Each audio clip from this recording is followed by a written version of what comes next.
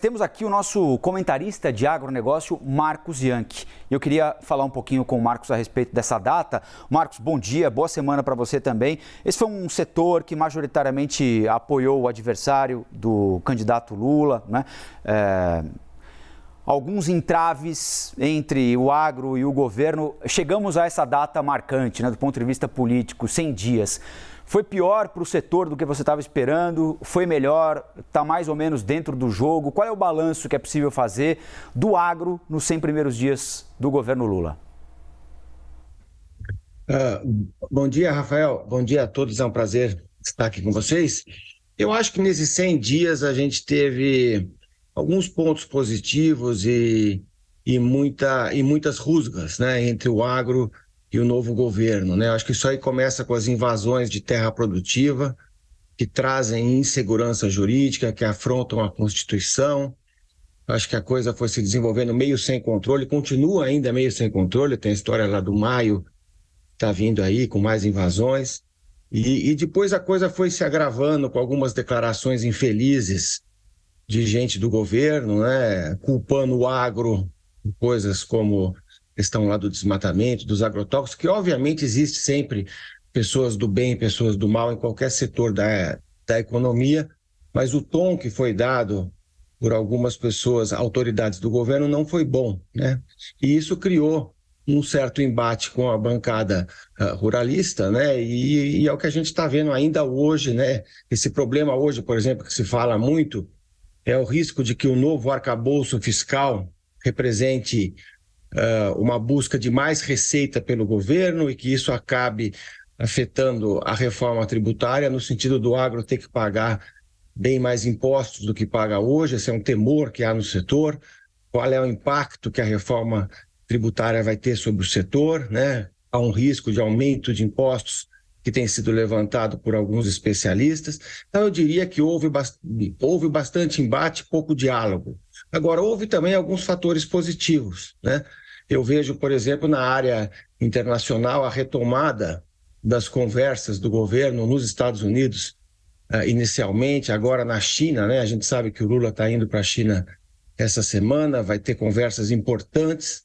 Nós conseguimos abrir alguns mercados, destravar o problema da carne bovina, tivemos alguns resultados na área de frutas, na área de milho, na área de castanhas, enfim, eu acho que a gente retoma as conversas. É óbvio que tem que conversar com a China e muito nesse momento, basta a gente ver que nos últimos tempos Irã e Arábia Saudita fizeram um acordo depois de 7 anos lá com problemas, que foi mediado pela China. Tem a questão da Ucrânia e da Rússia. O Lula espera ter algum papel nessa história da guerra. Eu acho muito difícil, mas enfim, é uma das coisas que ele quer fazer lá no mandato dele, é ter um papel protagônico lá no exterior. Mas, de fato, esse diálogo é necessário. Hoje ele está mais fluido, né? E há perspectivas de abertura de mercados importantes para o agronegócio nesse processo de reatar os laços. Então, acho que essa é uma área que há ganhos. E outra coisa importante é que o agro hoje pode ser um dos elementos importantes para destravar a pauta das reformas e de tudo aquilo que tem que ser aprovado lá no Congresso, né? O que a gente percebe hoje é uma briga entre o presidente do Senado e o presidente da Câmara e não se vota nada, né? E o agro é um dos setores que, se houver diálogo, dá para se avançar bastante, no meu entendimento, e o setor pode ter um outro tipo de relacionamento com o novo governo, tirando esses atritos e caminhando para tentar avançar nas agendas que o Brasil precisa. Marcos, agora tem a viagem para a China, né? E é sempre muita expectativa. O ministro já foi para lá naquela primeira viagem, cancelada por causa da pneumonia do presidente Lula, mas ele foi, conseguiu desenvolver algumas negociações, alguns acordos. Como é que você avalia agora essa ida do presidente definitivamente? O que é que a gente tem de ficar de olho no agro que pode surgir lá da China como boa notícia?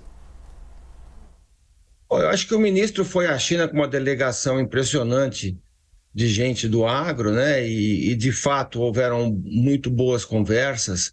naquele momento, seja no sentido de abrir novas plantas de carne bovina e mesmo de outras carnes, seja na questão das frutas, como eu já falei, ou das nozes, ou de outras possibilidades, de acordos sanitários que podem ser melhorados.